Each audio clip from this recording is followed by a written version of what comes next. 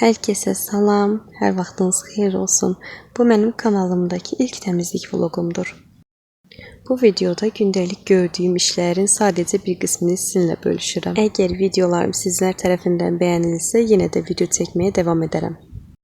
Bugün gördüyüm işlərlə bərabər sizinlə həmsöhbət olmaq istəyirəm. Sizlərə bugün mənim izləyicim tərəfindən atılan bir hekayəni danışmaq istəyirəm. O məndən bu hekayəsini sizinlə bölüşməyimi və ona məsləhət verməyimi xahiş etdi.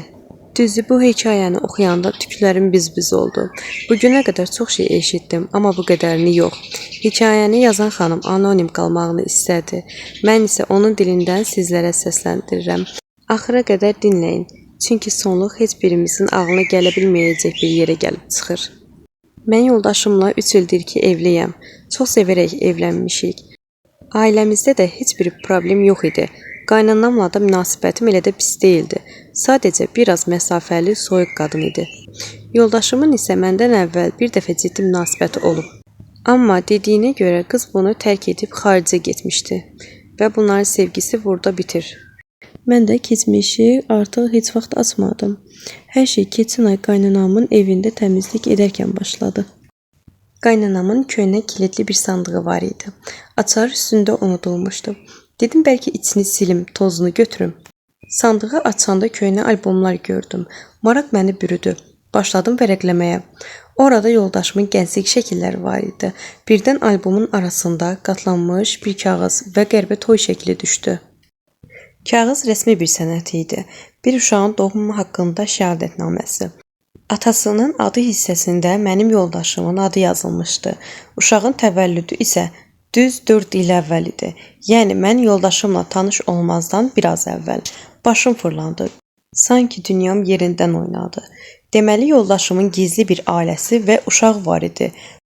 Bəs niyə mənlə evlənmişdi? Və ən əsası, qaynanam niyə bu sirri məndən gizlədir? Həmin gün evə gəldim, amma sakitliyimi qorudum. Çünki əlimdə sübutlar var idi və hər şeyi bir dəfəlik həll etmək istəyirdim. Yoldaşım axşam işdən evə gəldi. Qaynanamı da bizə çaya çağırdım. Süfrəni açdım, hər şey çox normal idi.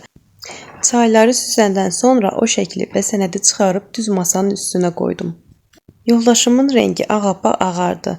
Qaynanamın isə əlləri əsliməyə başladı. Mən isə dedim, indi mənə hər şeyi danışırsınız ya da mən bu evdən indi bir dəfəlik çıxıb gedirəm. Yoldaşım başını aşağı saldı və ağlamağa başladı. Sözə qaynanam girdi və mənə elə bir həqiqət danışdı ki, mən xəyanət qəzəbi gözləyərkən tamam başqa bir şeylə qarşılaşdım. Sən demə, o qız həyat yoldaşımın ən səmimi sevgisi olub və gizlicə evləniblər. Qız hamilə olub. Amma uşaq dünyaya gələn gün xəstəxanada ağır fəsadlar yaranıb və uşağın anası, yəni yoldaşımın ilk xanımı vəfat edib. Yoldaşım bu travmanı keçirə bilməyib depressiyaya düşüb. O uşaq isə xəstə doğulub və hazırda xaricdə xüsusi bir klinikada müalicə alır. Tam sağalması üçün isə böyük xərclər tələb olunur.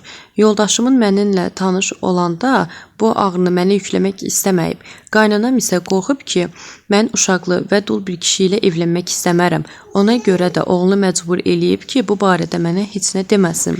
Yoldaşım isə hər ay işdən əlavə qazandığı ortaqlı biznesə qoyuram dediyi bütün pullar sən demə xaricdəki o kimsəsiz uşağın müalicəsinə gedirmiş. Mənə xəyanət etmirdi.